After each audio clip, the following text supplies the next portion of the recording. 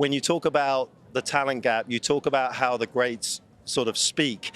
The one thing that I learned when I was with Andy was that I was going to learn from him was pretty quickly. He played a semi-final match against Paradorn Srishapan in Thailand, in Bangkok. He was going to play potentially Federer in the final, which obviously he wanted to do. That would have been his first meeting with Roger. So there was a lot on the line. There was a lot on the line for Paradorn playing at home. It was a set to Paradorn. It was set point, second set.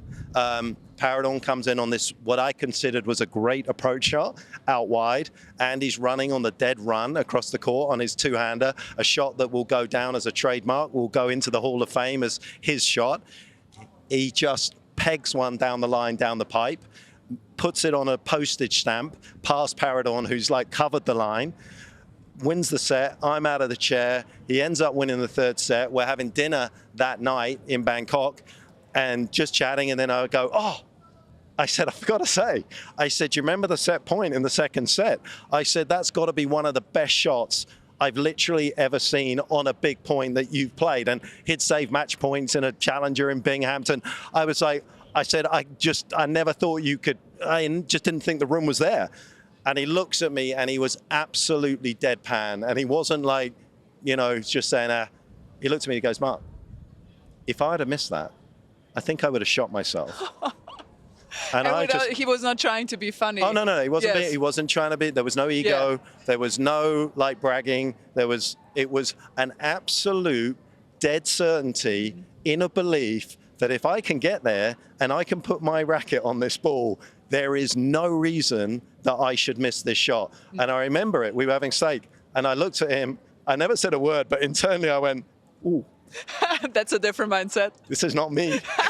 I was like, well, listen, yeah. First of all, great story. Second of all, not you dropping Binghamton out of nowhere. Like I didn't have that on my bingo card for the Big T podcast.